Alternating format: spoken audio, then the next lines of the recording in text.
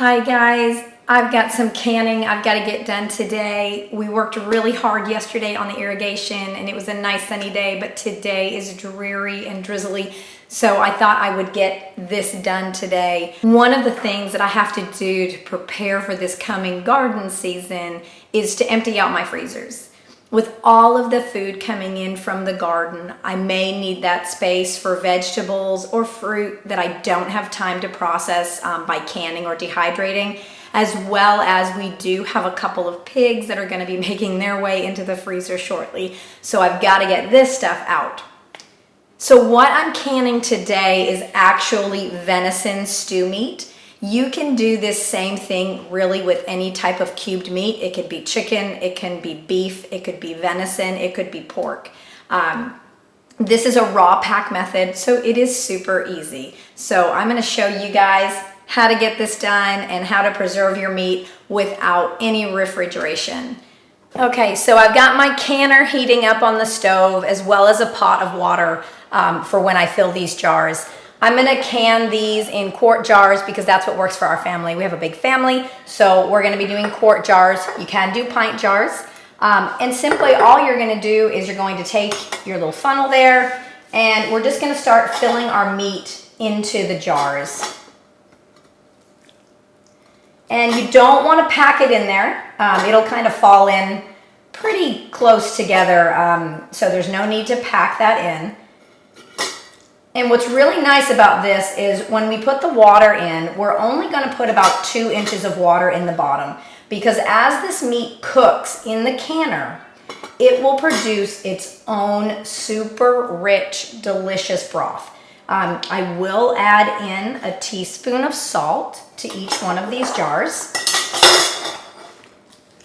And that's just for flavor. That doesn't have anything to do with safety or anything, so you don't have to do that, but I like to do that. And one thing that I really love about this type of preservation, specifically for stew meat, is how tender this meat comes out when you go to use it in a recipe or a soup or a stew. If you've ever just cooked stew meat on your stove in a pan, sometimes it can be pretty tough. But in the canner, you're always gonna get a really tender piece of meat, which is fantastic. So I'm using mostly wide mouth jars here, and that's because when I wanna use this in a meal, it's very easy to open these jars and to get the meat out. The regular mouth jars are a little bit more difficult, but you can still get it out. I just happen to have a variety in my pantry today, so that's why I'm sort of doing a mix of the wide mouth and the regular mouth jars. One thing I also like to do with stew meat is sometimes I will do a raw pack beef stew or venison stew. And so what I'll do is I'll cut carrots, I'll put those in the bottom of the jar, cut a few onions, layer those in, layer some potatoes in, and then put the stew meat right in there. Everything is raw. And then you go ahead and you fill that with some boiling water, and you go ahead and you process it, and then you have a ready-made stew. So that's a really nice option as well. But with just the meat, you can either go ahead and make stew when you take this out, or you can put it into a dish with noodles. You can put it into a stir fry. So there's a lot of different options that you can do with this. So now I'm just going to add some salt into each one of my jars for flavoring. I'm just going to do 1 teaspoon of a Himalayan pink sea salt. You can use a white sea salt, or any type of uniodized salt will work for this. And this is just for flavoring. So if you don't want to add the salt in, you do not have to. Okay, so now that I've added all my salt in, the next thing I'm going to do is add in a little bit of liquid. And so I'm really just filling this jar about 1.5 to 2 inches up. This meat, as it processes, will create its own really amazing broth. It has a great flavor to it, which is really going to add to your recipes. So I'm only adding in just a little bit of water as I go here.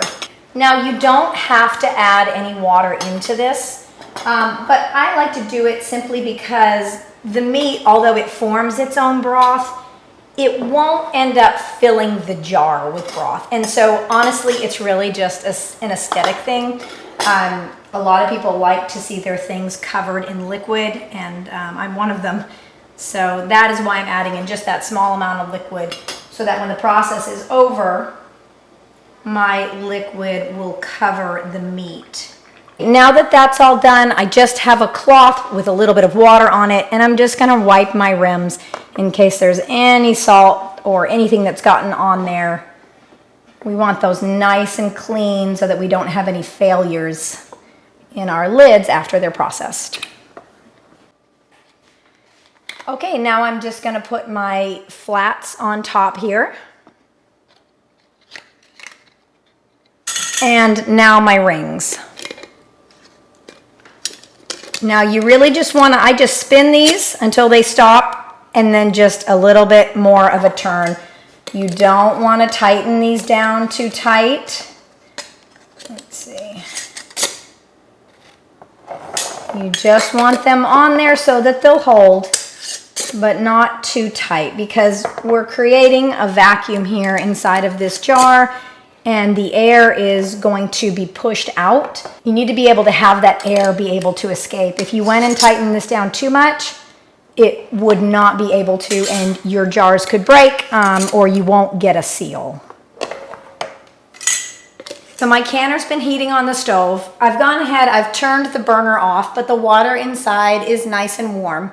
I have a canner that's made by All American, and I can double stack my jars. So this canner will process 14 quarts at a time for me, which is very handy because I'm not wasting any energy. I'm able to do big batches at one time and just kind of get it all done, which is really important for me because I have so much food that I'm processing.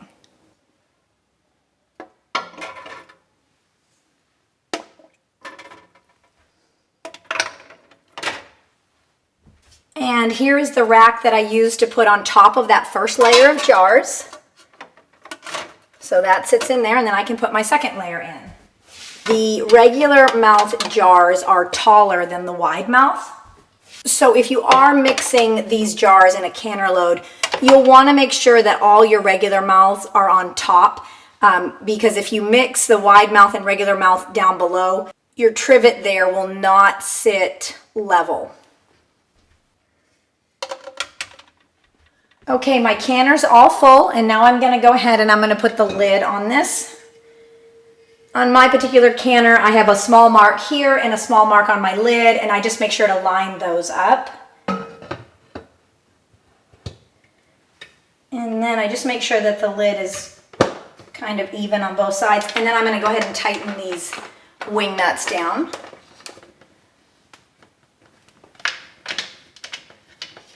Now, if you have a different type of canner, you're gonna wanna follow the instructions for your canner. When you get it, make sure that you read that manual from front to back. I know that sounds kind of boring, but it will save you so much time and heartache in the end if you know what the requirements for your canner are.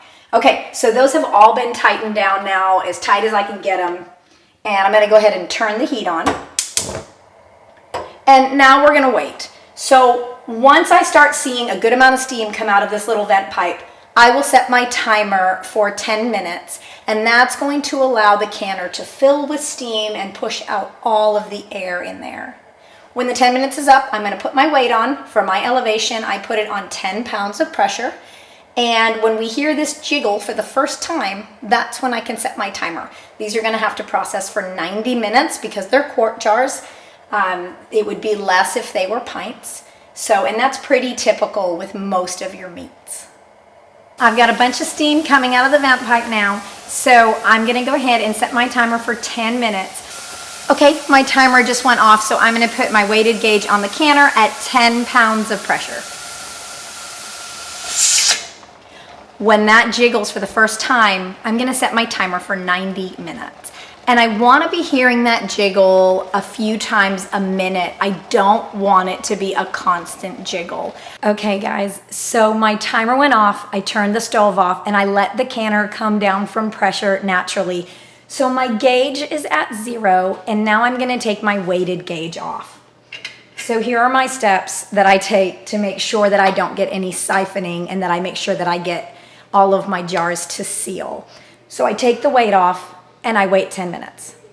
Then I will open the wing nuts and just prop my lid at an angle and wait for 10 minutes. Then I remove the lid, wait another 10 minutes, and then finally I will take my jars out. I just didn't want to bore you all with that video process there. So we will be back when I'm ready to remove the jars and you can see what they look like. I am finally ready to take these out of the canner.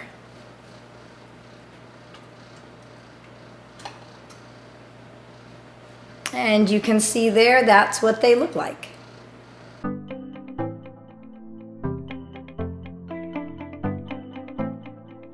Okay, and there they all are. They have a great amount of broth in there. They're still bubbling, and those are gonna be delicious.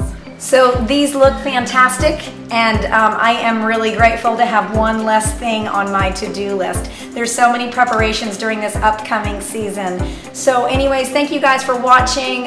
If you have any questions, leave them in the comments below. And if you like this video, just make sure to like, subscribe, and share. Thank you so much.